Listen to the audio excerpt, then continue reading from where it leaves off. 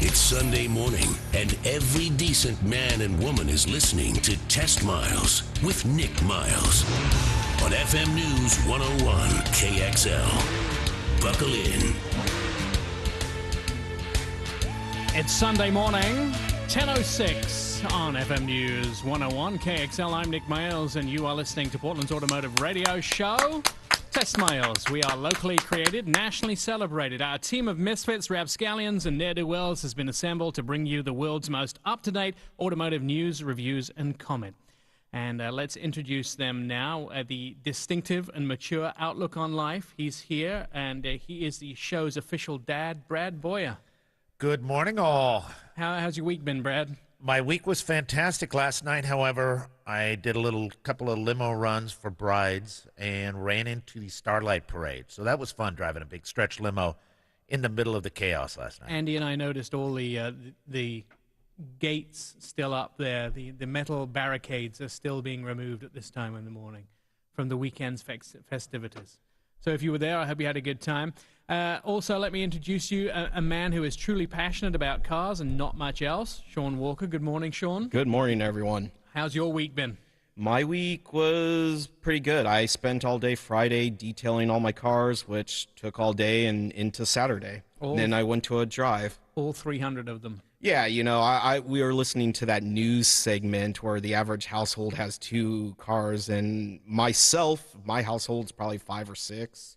You see, you're a weird household. I know, but I love cars. You absolutely do. My pal and professional passenger, also the show's producer, Andrew Awesome. Hello, Portland. What have you been up to this week? I have 7.5 hours of logged drive time, and I learned how to drift inadvertently. So inadvertently? Good. Yeah, Fast and Furious is what I am. You did. That's so awesome. If I do this, the car drifts. Maybe Yeah. I shouldn't. If I throw it in a hard park, it'll do that. How's your license coming? You know what, Nick? I don't have it. It's not in my pocket. But, you know, one of the news stories today will make sure that I don't ever need it again. Passionate about cars, especially Volvos, with a weakness for speed and anything fast and friendly, is Oli. Oli, how was your week? Very good, Nick. Did you do anything interesting?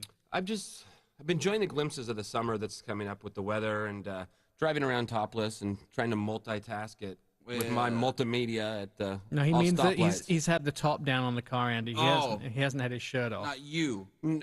Sometimes. Okay. But usually I'm topless in a non-convertible and wearing my shirt in a convertible. I get it. You got to switch it up. Okay? There you go. Well, I'm Nick Miles, and here on the show this morning, we've got lots coming up. We're going to talk about our test drives. Andrew, can you tell us what you gave us out of the garage this week? Well, you guys were all naughty. And it was despite that. Nick, you got the BMW 4 Series. I gave Sean the Hyundai Equus, and Mr. Brad the Nissan Rogue. Or Rogue. Yeah, I know. I was just trying It to is add Rogue. I pizzazz. think it's appropriate. That was the appropriate car for me. It was. And I actually also got the Honda Accord from What? you as well. Yeah. Oh, you didn't know? That must have been when I wasn't looking. All right. Greedy.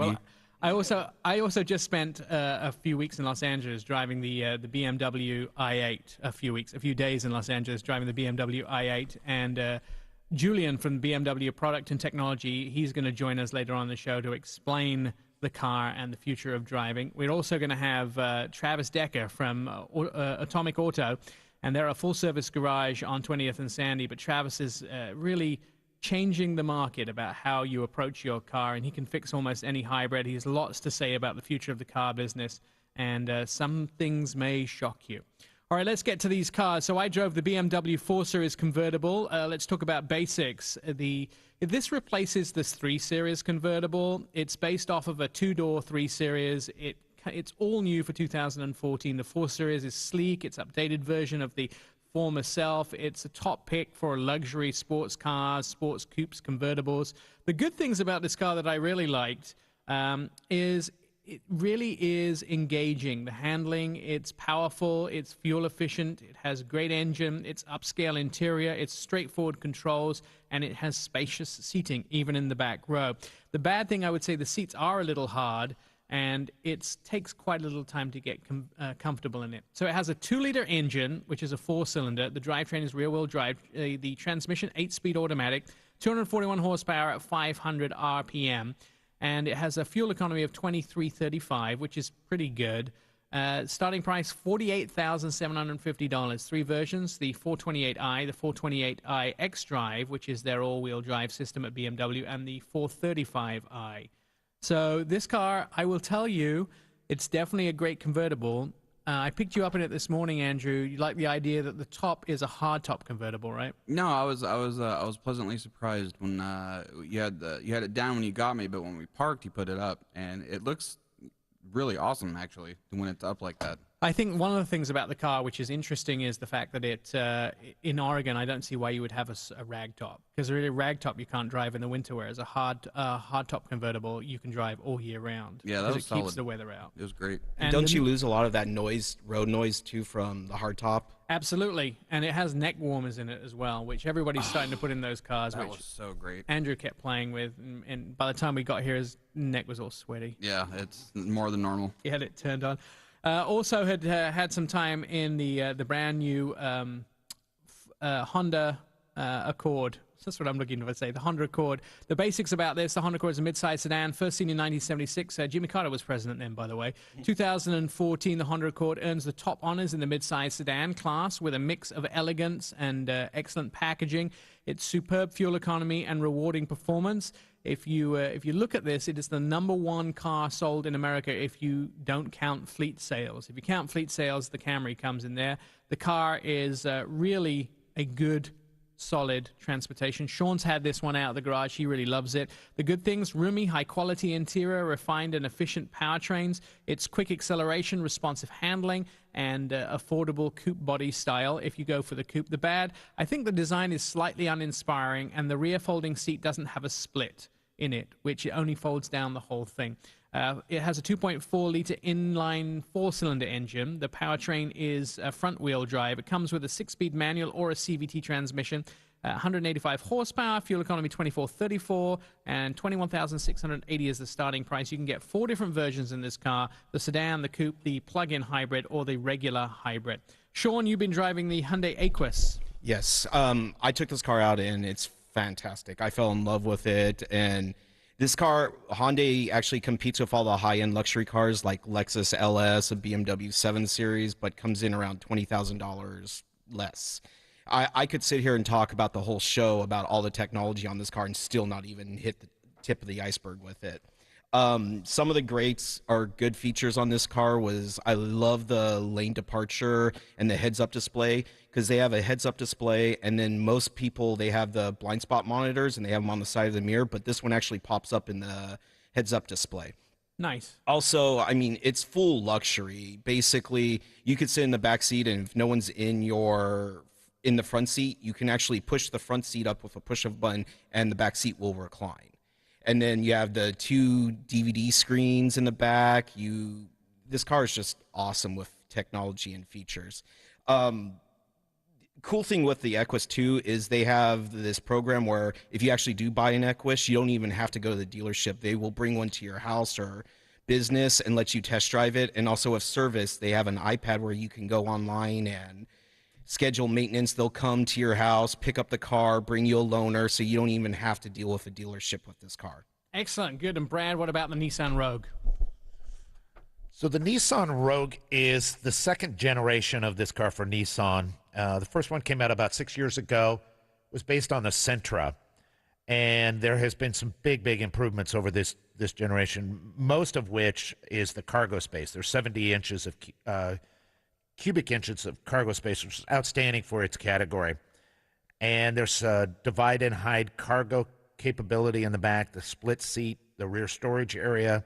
So for a small SUV, it gives you a lot of capability. It also has an optional third row, which, unless you have real small children or something like that, it doesn't really give you a whole lot of room. But that is an option. And it's got a really nice upscale look, both inside and out. The biggest feature for me was the seats. And the first time I drove these NASA-inspired seats was in the Sentra. And what it does is it takes all the pressure, instead of just putting it in one spot on your seat, it spreads it out through the whole body. So you can take a 3-hour drive and be really comfortable. The one thing that I didn't like about the car was that it's a little uninspiring to drive. With the CVT, it's kind of just soft and boring but for what it is, it does everything really well. And the number one feature, if you're taking this out and looking at it, is the miles per gallon. It gets 28 as an average, 33 on the highway. Excellent. So it's outstanding for an SUV. So what you're telling me is your butt is very comfortable, right? Right now, it's not as comfortable as it was when I was in the Rogue. Excellent. When we come back on Test Miles, we're going to be talking to Travis Decker. He is from Atomic Auto, and he is changing the way the automotive service industry works. You're listening to Test Miles on FM News 101. I'm Nick Miles. It's Test Miles on FM News 101.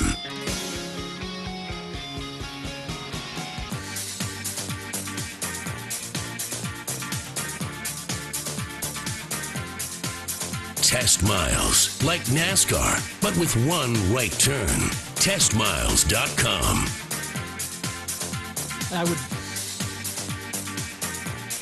I would be that right turn, by the way. Welcome back to Test Miles on FM News 101. It is 10:21 on a Sunday morning. What does the future of the car look like? This week, Google showed off their first self-driving car in California. They plan to build 100 prototypes of this car. It'll go 25 miles per hour with a range of about 40 miles approximately, depending on how they configure it. But these cars will need servicing, they'll need fixing, they'll need maintaining. The general looking after needs to be done of these cars, and one man has started a journey on getting ready for the car of the future. Travis Decker from Atomic Auto on Northeast Sandy is getting his shop ready for the car of the future, and he joins us in the studio here. Good morning, Travis. Good morning, Nick. Yeah. How are you? Pretty good. So I went to your shop, and there's a lot to see down there. You are changing the way that the service of the industry happens. Well, what we're really trying to do is evolve the service business along with the way that cars are evolving. As you know, you guys just heard about the new Hyundai that he was talking about, all the technology.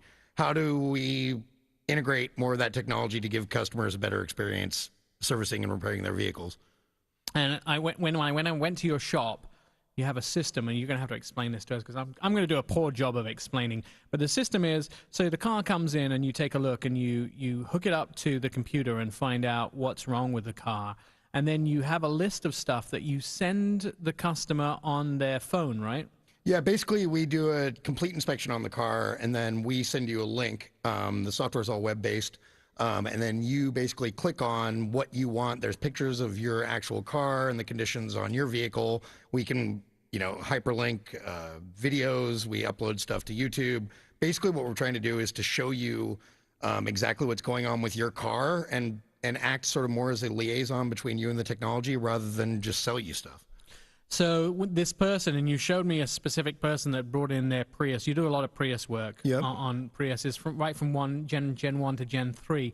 So this person had, and you showed me the email they get, which was outstanding. So here's the 5 things you found wrong with their car. You had pictures of their brakes and pictures of what the brakes should look like. So they were able to compare it, right? Yes, and in the case of a lot of the Toyota stuff, we actually are putting direct links to the, I'll put a screenshot of the factory diagnostic system, and then we'll actually link a PDF with the repair procedure that we actually have to do, sort of in the name of explaining to the customer, how complicated this job actually is.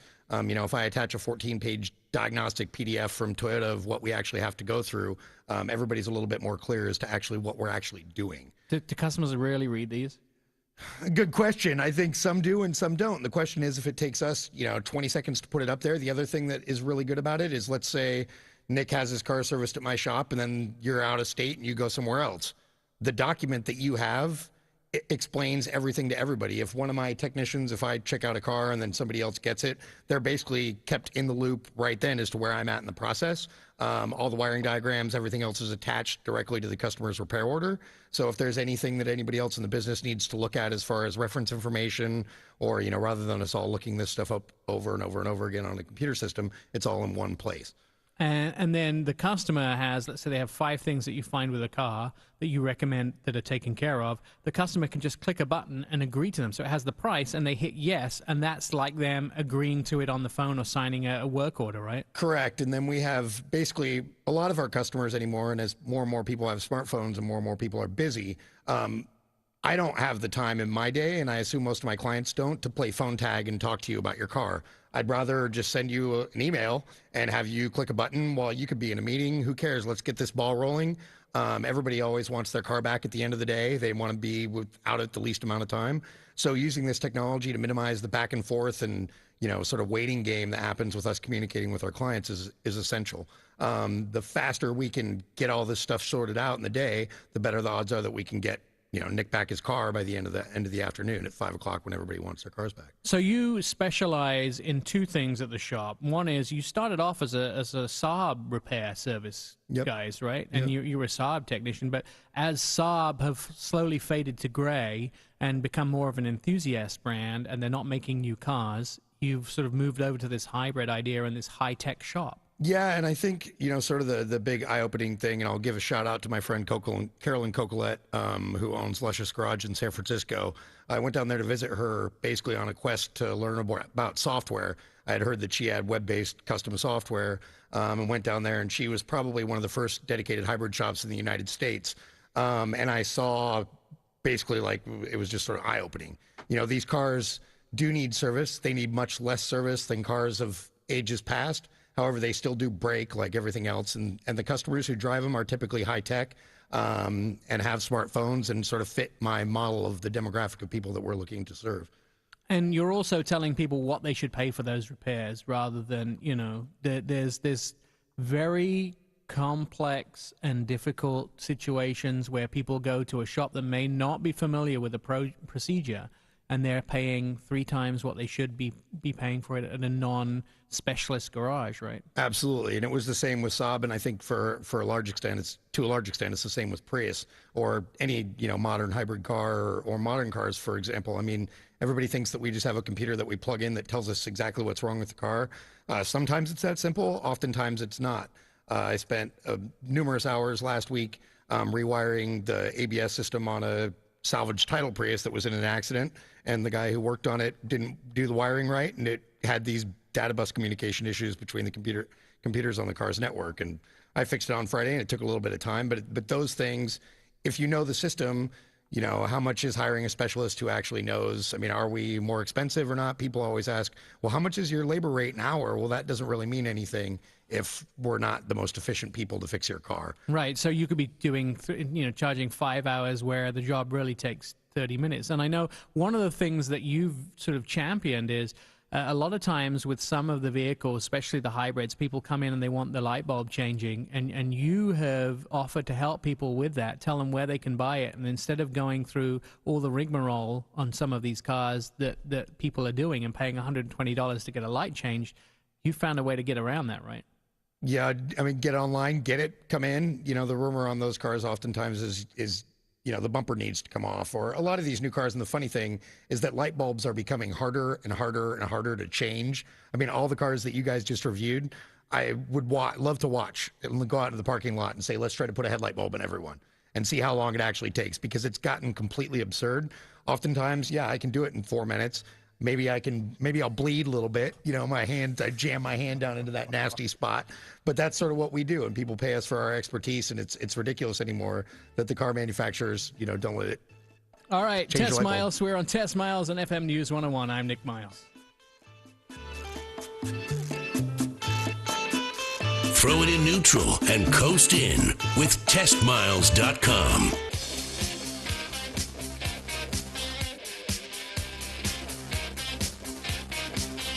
Favorite us, tweet us, friend us, love us, all at TestMiles.com.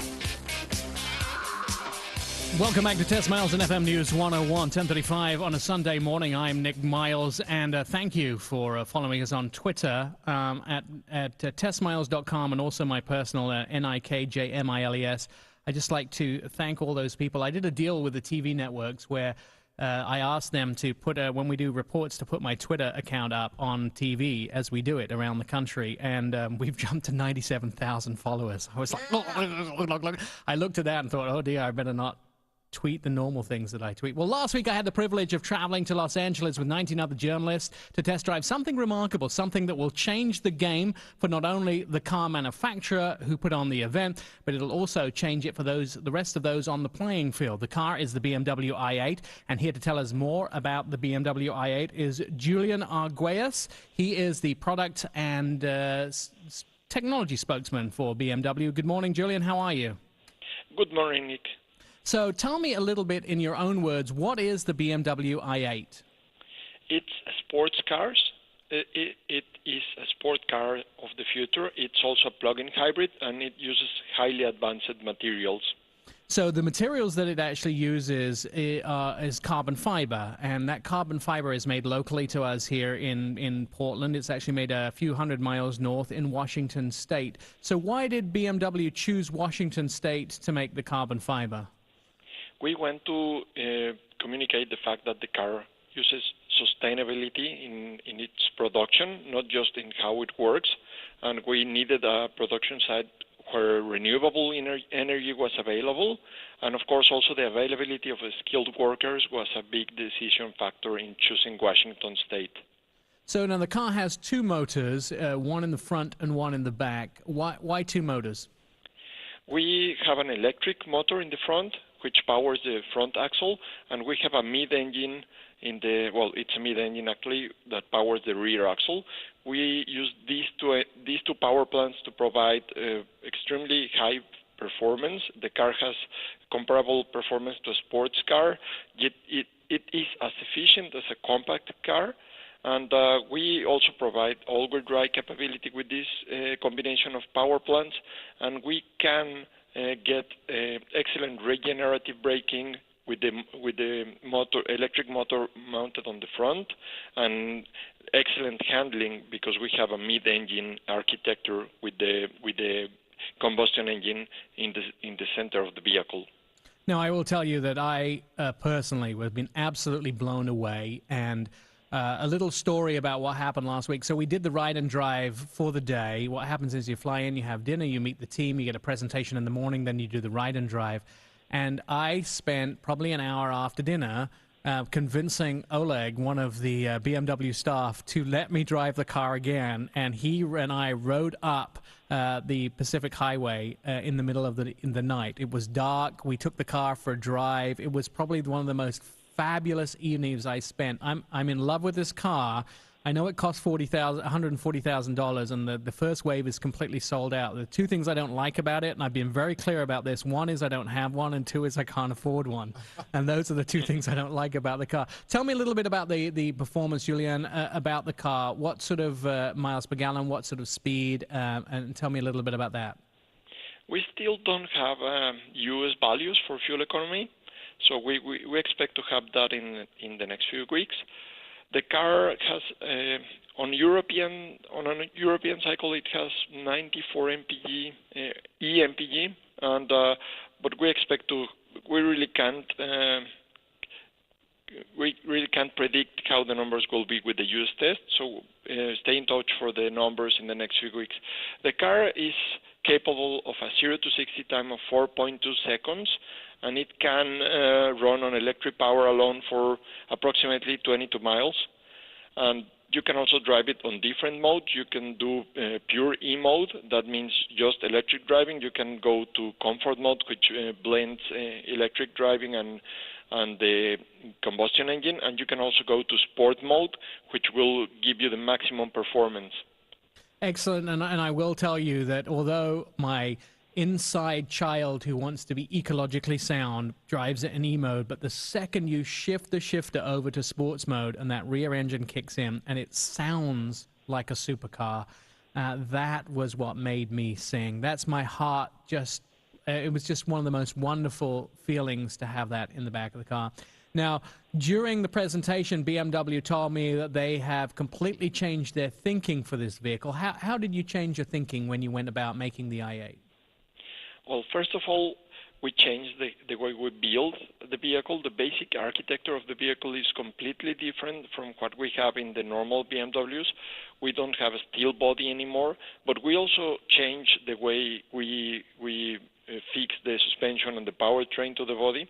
We have something we call live drive. That means you have a carbon fiber passenger cell, and then we have on the i3 we have an aluminum frame under that, but on the i8 we have a front subframe and a rear subframe, and we attach both powertrains, the electric one and the combustion one, to that.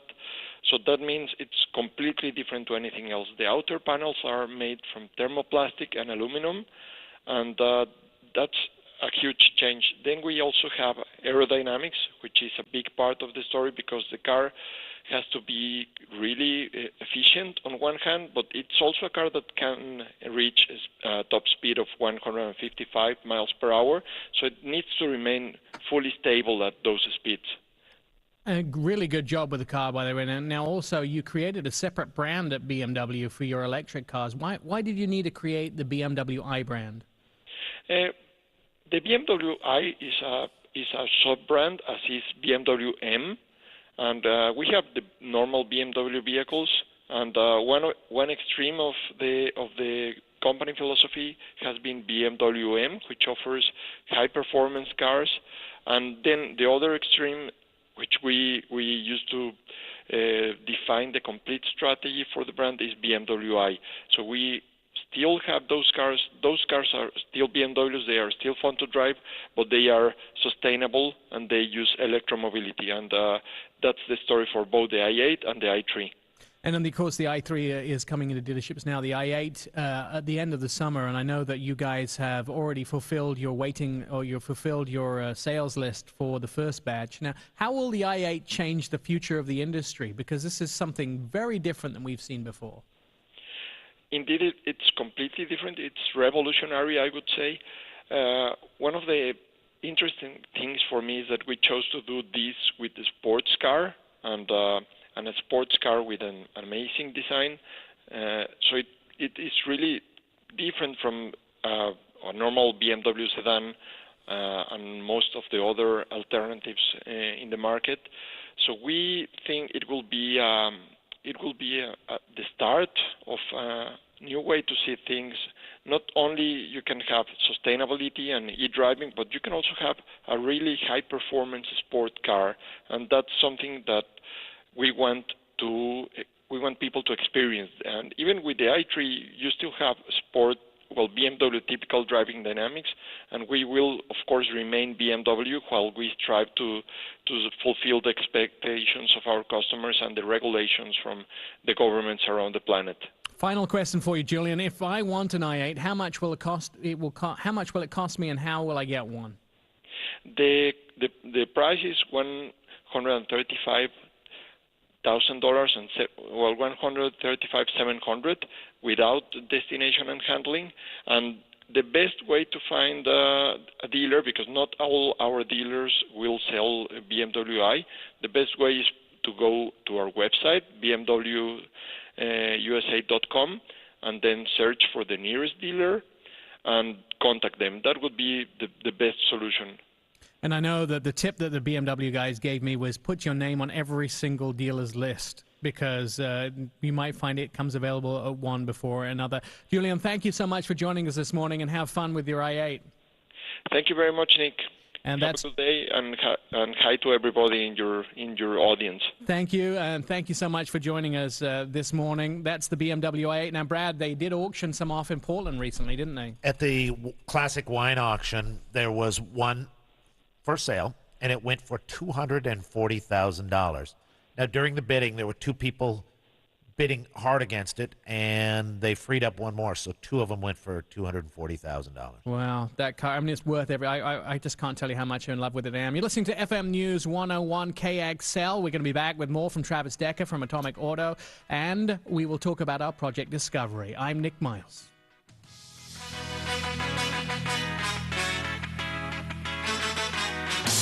It's Test Miles on FM News 101.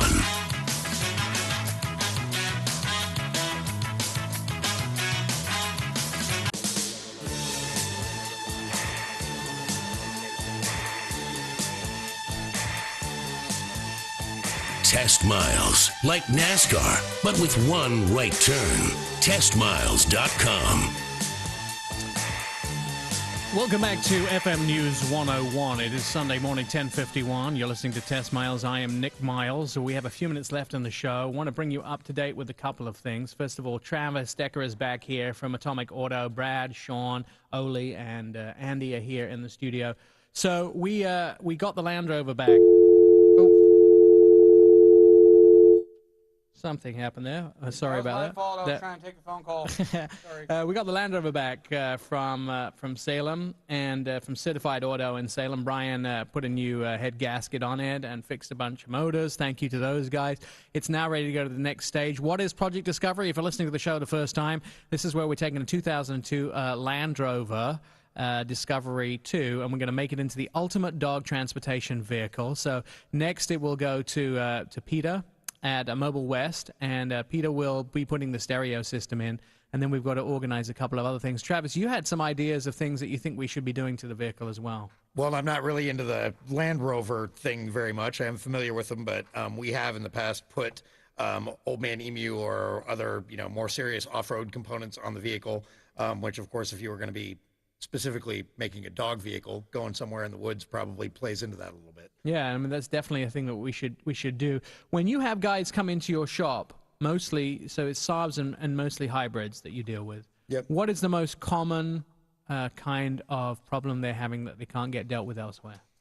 Oh, that's a complicated question. I think anything on modern cars, it's anything involving the computers that, is past the scope of replacing a tire or, something more complicated than that. The cars have gotten to the point where you need specialized equipment to do most anything.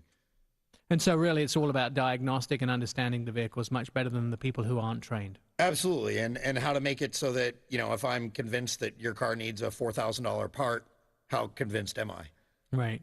You have to, all right. So a lot of times people are just replacing parts willy-nilly, and where it's really something much more simple, or it's really something completely different. Correct. I guess that's what really helps when you go to a certified dealer. Now, the other thing we were going to talk about in this last segment of the show has been quite a few changes in the landscape of the automobile news this week. They closed down one of the automobile offices for the Automobile magazine, right, Brad? They did, back at Pittsfield Township office for Automobile Magazine. And the parent company is called Source Interlink Media. And they own Motor Trend too, right? Yeah, and they have all the little niche publications. But they closed down, I think it was 12 publications. And they are consolidating some of them. But it's like, if you're into these little niche things, there's Four-Wheel Drive and SUV Magazine, Mud Life, 5.0 Mustang. Everybody has their own little thing. They found out print couldn't support that many publications. So they molded them into some, but they're moving offices to L.A. So it's interesting how everything's moving away from Detroit, though, too. I think that's one of the things is that now we've become into electronic world. It's more diversified. I noticed a post from my friend Nick James at Digital Trends Magazine this week on Facebook who says that even though the buff books are declining, and he supported this with an article, his guys are up over 100% in the last year or so, the digital end of the guide. So it's completely going digital, and I think those people who have really failed to keep up with digital are suffering. Jean Jennings has been there for 30 years. She lost her job as editor. Jean's a pretty resilient woman. She'll bounce back. She'll end up somewhere. But there's a lot changing as far as automobile publications are concerned. I think the time of the Motor Trend magazine of this world and the Car and Driver magazine and Road and Track, I think they're well gone. Well, you remember how when you used to buy a used car, you'd go to the store and pick up the publication that had the list of all the cars in it. Or you'd even go to the Oregonian or something like that. Well, now you just go to Edmunds or you go to Craigslist or you go to the different dealership sites. You don't have to go get a publication for that. Right. Also in the news this week, Ford, a giant recall coming up. Ford CEO said Thursday it's recalling 1.3 million vehicles, SUV sedans in North America, most of them for possible power loss of power steering. And 1.18 million of those vehicles, Ford said they're recalling in the United States. The figures are just shy of 220,000 total number of vehicles that have been recalled in the U.S. so far from them. This is on top of GM almost doing a 2.5 million recall on a daily basis last week. And then Toyota, Toyota doing recalls as well. It seems like we're in recall frenzy. And one of the things I want to explain, because I do a lot of talking on Fox News about that, but one of the recall things I want to explain is a lot of times because the NHTSA have changed the way they do, now you can make complaints on their website. And a lot of these guys are doing preemptive recalls. They're not actually dangerous. They don't need to be fixed right now, but they don't want to be in a situation where they've got people looking at them saying, why, when you knew about this problem, why didn't you do the recall? So I think this is just the beginning of the recalls. A lot of people are going to get a lot of problems out of the way. So far this year, GM has recalled 15.8 million vehicles worldwide. That's a lot of cars. And again, to reiterate, recall doesn't necessarily mean there's some major component that's broken. No, recall means that there is a safety issue, and a voluntary recall means that they have to do it themselves. If you want more information, our website is testmiles.com. You can follow us at Twitter, TestMiles, or I am NIKJMILES, Nick J. Miles, on Twitter. Also, we have a Facebook account. Next week, we'll have more stuff in the show. We've got a packed show coming up for you then. It's always fun to have you on the show, and you can see news and views on our website. We'll have you as part of our show if ever you want to call in, and we'll be back next week on FM News 101. Thanks for listening. I'm Nick Miles. Throw it in neutral and coast in with TestMiles.com.